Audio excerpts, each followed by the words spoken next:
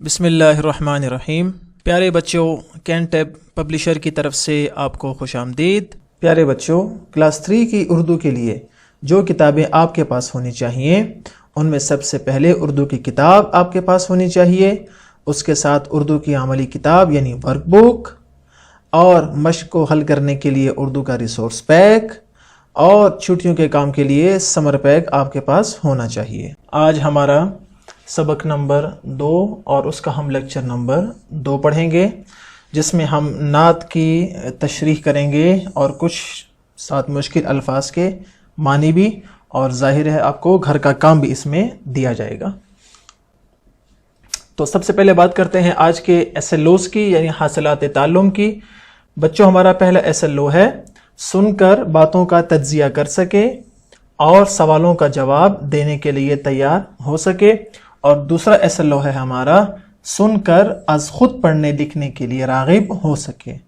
تو مقصد کیا ہے کہ آپ نے اتنے غور سے سننا ہے کہ اگر آپ سے اس نظم سے متعلق، اس نعت سے متعلق کوئی سوال کیا جائے تو آپ اس کے جواب کے لیے تیار ہوں، اس لیے کہ اگلے لیکچر میں ہم سوال اور جواب یعنی مشق کی طرف بھی جائیں گے، اور آپ خود پڑھنے اور لکھنے کے لیے راغب ہوں، یعنی آپ نے شوق سے یہ سننا ہے تاکہ آپ اپنے والدین کو بھی یہ سنا سکیں۔ تو چلتے ہیں سبق کی طرف۔ نعت سے پہلے ہم 1-2 باتیں پڑھ لیتے ہیں بچوں، وہ ہیں آپ صلی اللہ علیہ وسلم کے اوصاف مبارک۔ آپ صلی اللہ علیہ وسلم کے اوصاف، خصوصیات، صفات کیا کیا تھیں، ان میں سے کچھ میں نے یہاں پر لکھی ہیں جو آپ کو نظر آ رہی ہیں۔ پہلی کیا ہے؟ خاتم النبیین، یعنی آپ صلی اللہ علیہ وسلم آخری نبی ہیں۔ آپ صلی اللہ علیہ وسلم آخری نبی ہیں، اور آپ کے بعد کوئی اور نبی نہیں آئے گا، اور جو آپ کے بعد نبوت کو مانتا ہے وہ اسلام سے خارج ہے، ٹھیک ہے۔ اور دوسری حضور اکرم، آپ صلی اللہ علیہ وسلم کا نام کیا ہے؟ حضور اکرم صلی اللہ علیہ وآلہ وسلم۔ تیسرا ہے رحمت للعالمین، آپ صلی اللہ علیہ وسلم عالمین یعنی دونوں جہاں کے لیے کیا ہے؟ رحمت بن کر آئے ہیں۔ اور اس کے بعد آپ صلی اللہ علیہ وسلم کے اگلا وصف سچائی، سچ بولنا، اور آپ صلی اللہ علیہ وسلم کا نام کیا تھا پیارے بچوں؟ صادق۔ صادق کا مطلب کیا ہے؟ سچا۔ اور اگلی صفت کیا ہے؟ دیانت داری، امانت داری۔ اس کے بعد شفاف کردار، آپ صلی اللہ علیہ وسلم کا کردار، اخلاق، معاملات ہمیشہ کیا رہے ہیں؟ شفاف۔ اور آخری جو ہے وہ ہے امین یعنی امانت دار۔ اور آپ کو معلوم ہے نا کہ کفار بھی آپ صلی اللہ علیہ وآلہ وسلم کے پاس امانتیں رکھواتے تھے۔ اور پیارے بچوں، ہم نے کیا کرنا ہے کہ ہمارے لیے رسول اللہ صلی اللہ علیہ وآلہ وسلم کی زندگی میں بہترین نمونہ ہے، تو ہم نے کس کو فالو کرنا ہے؟ آپ صلی اللہ علیہ وآلہ وسلم کو، کیونکہ ہمارے لیے بہترین نمونہ وہی ہیں، اور ہمیں چاہیے کہ ہم بھی اپنے اندر یہ اوصاف پیدا کریں گے نا؟ شاباش۔ تو چلتے ہیں بچوں نعت کی طرف، اور نعت کی تشریح بھی کریں گے، اور اس کے صحیح ادائیگی بھی، اور اس کی صحیح ادائیگی بھی کریں گے۔ اس لیے آپ نے میرے ساتھ غور سے سننا ہے، اور آپ نے میرے ساتھ مل کر پڑھنا ہے، تاکہ آپ کے الفاظ کی ادائیگی بھی کیا ہو؟ درست ہو۔ تو چلتے ہیں، آپ نے کتاب کھولی ہے نا؟ جی شاباش۔ تو چلتے ہیں پہلے شعر کی طرف، اور اس کو درست تلفظ کے ساتھ پڑھتے ہیں۔ اور جو میں شعر پڑھوں گا پیارے بچوں، آپ نے وہاں پر انگلی رکھنی ہے، ٹھیک ہے؟ جب مسجد نبوی کے مینار نظر آئے، اللہ کی رحمت کے آثار نظر آئے۔ تو اس شعر میں شاعر کیا کہہ رہا ہے؟ شاعر کہتا ہے جب میں مدینے پہنچا اور میں مسجد نبوی صلی اللہ علیہ وسلم کے پاس پہنچا، اور میں نے اس کے مینار دیکھے دور سے نا، تو مجھے ایسے لگا جیسے اللہ کی رحمت یہاں پر نازل ہو رہی ہے، اور اللہ کی رحمت اور آپ صلی اللہ علیہ وسلم کے آثار مجھے یہاں پر کیا ہوئے؟ وہ نظر آئے۔ اس لیے کہ جیسے ہی ہم مسجد نبوی دیکھتے ہیں اور اس کے مینار دیکھتے ہیں تو ہمیں جناب رسول اللہ صلی اللہ علیہ وسلم کی یاد آتی ہے۔ تو شاعر بھی یہی کہہ رہا ہے کہ جب میں مسجد نبوی بھی نہیں بلکہ اس کے مینار ہی دیکھتا ہوں نا، تو مجھے اللہ کی رحمت کے آثار نظر آتے ہیں کہ یہ وہ پاک شہر ہے، یہ وہ خوبصورت اور پیارا اور برکت والا شہر ہے جہاں پر اللہ کی رحمت آئی تھی اور رحمت للعالمین آئے تھے صلی اللہ علیہ وآلہ وسلم۔ کتنا پیارا شعر۔ اب اگلے شعر کی طرف چلتے ہیں۔ منظر ہو بیاں کیسے الفاظ نہیں ملتے، جس وقت محمد کا دربار نظر آئے۔ سبحان اللہ، کتنا پیارا شعر۔ شاعر کہتا ہے کہ میں اس منظر کو کیسے بیان کروں، کیسے میں اس چیز کو لکھ سکتا ہوں کہ میرے پاس وہ الفاظ ہی موجود نہیں۔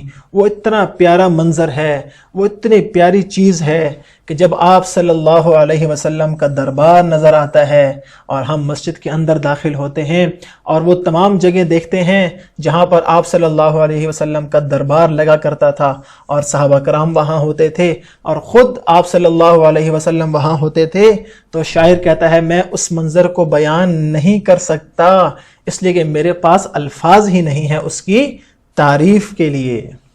کتنا پیارا شعر ہے۔ اب چلتے ہیں اگلے شعر کی طرف، شعر نمبر 3 کی طرف۔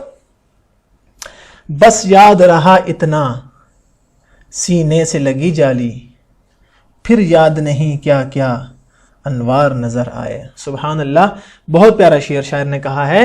شاعر کہتا ہے کہ جب جالی سینے سے لگی، یہ کون سی جالی کی بات ہو رہی ہے؟ جی ہاں، آپ صلی اللہ علیہ وسلم کے روضہ مبارک کے باہر جالی لگی ہوئی ہے نا، حفاظت کے لیے، ٹھیک ہے۔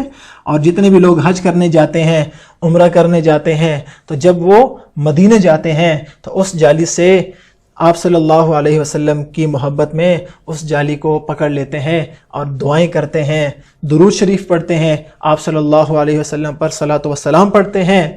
تو شاعر کہتا ہے کہ جب میں وہاں پہنچا اور آپ صلی اللہ علیہ وسلم کے روضہ مبارک کی جالی کو میں نے اپنے سینے سے لگایا، کہتا ہے پھر وہ جو کیفیت تھی اور پھر کیا ہوا، کہتا ہے پھر یاد نہیں کیا کیا، پھر مجھے یاد نہیں کہ کیا کیا انوارات، کیا کیا رحمتیں، کیا کیا برکتیں، کیا کیا اللہ کی طرف سے نور جو ہے وہ مجھے نظر آئے۔ وہ اتنی نورانی جگہ تھی اور اتنی برکتوں والی جگہ تھی اور اتنی رحمتوں والی جگہ تھی۔ اب چلتے ہیں اگلے شعر کی طرف، اور شاعر اس شعر میں بہت پیاری بات کر رہا ہے، آپ میرے ساتھ مل کر پڑھیں۔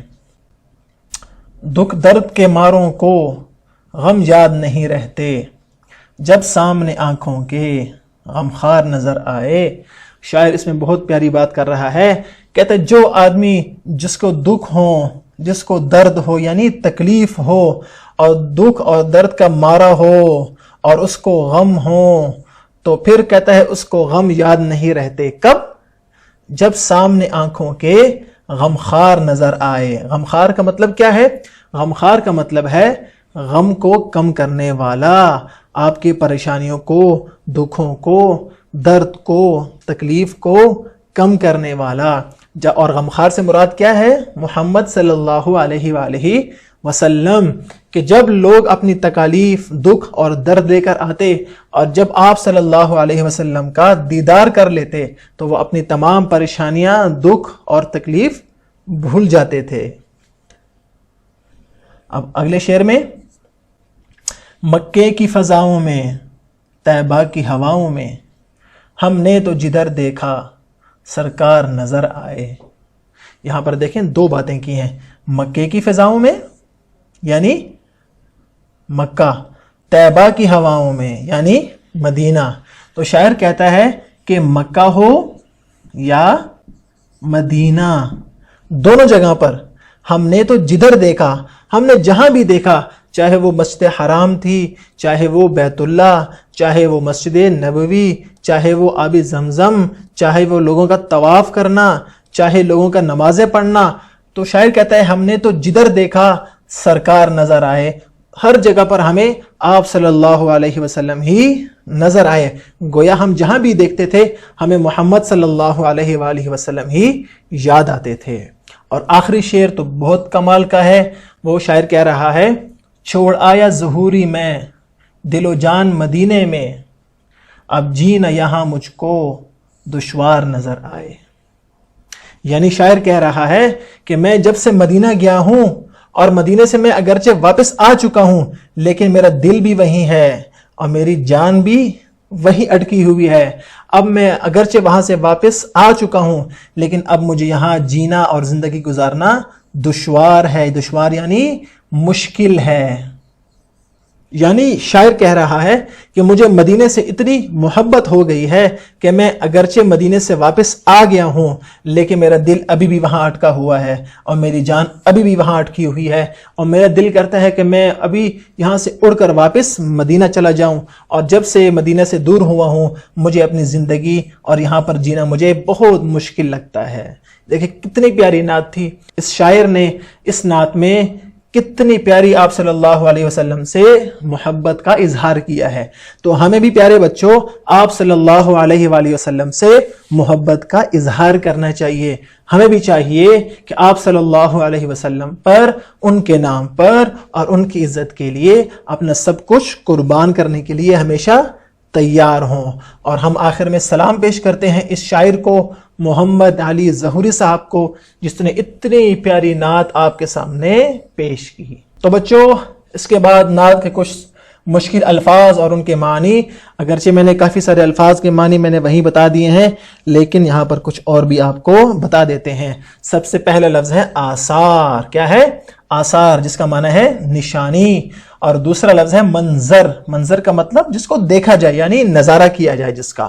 اور اگلا لفظ ہے درد، جس کا معنی ہے تکلیف. اور اس کے بعد ہے دشوار. دشوار کا مطلب ہے مشکل، جیسے آخری شعر میں ہم نے پڑھا. اور جینا، اس کا معنی کیا ہے؟ زندہ رہنا. تو یہ ہے مشکل الفاظ اور ان کے معنی. تو آپ بچوں آپ نے گھر کا کام بھی تو کرنا ہے نا؟ جی ہاں، شاباش. اور مجھے معلوم ہے کہ آپ گھر کا کام بہت شوق سے کرتے ہیں. اور وہ کیا ہے کام؟ بہت آسان ہے لیکن اس میں آپ کے لیے والدین کا ہونا کیا ہے؟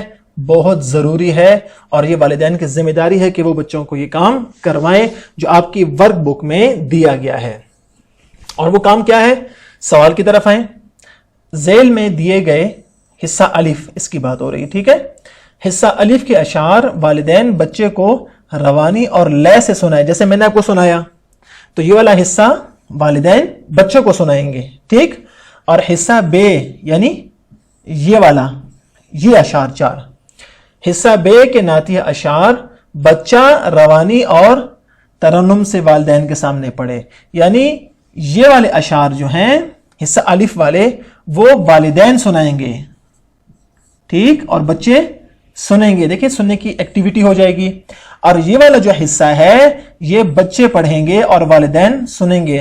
تو بچوں کے پڑھنے کی کیا ایکٹیویٹی ہو جائے گی اور ان کی سکل بھی بن جائے گی. تو بچوں یہ تھا ہمارا آج کا سبق جس میں ہم نے بہت پیاری نعت بھی پڑھی اور اس کی تشریح بھی ہم نے پڑھی اور نعت کا مطلب بھی آپ کو بتایا اور آپ صلی اللہ علیہ وسلم کے اوصاف بھی پڑھے اور ان سے محبت کا اظہار بھی کیا اور مشکل الفاظ کے معنی اور آخر میں بہت ضروری چیز ہم نے ہوم ورک بھی آپ کو دیا. انشاءاللہ اگلی کلاس میں پھر ملاقات ہوگی. اللہ حافظ.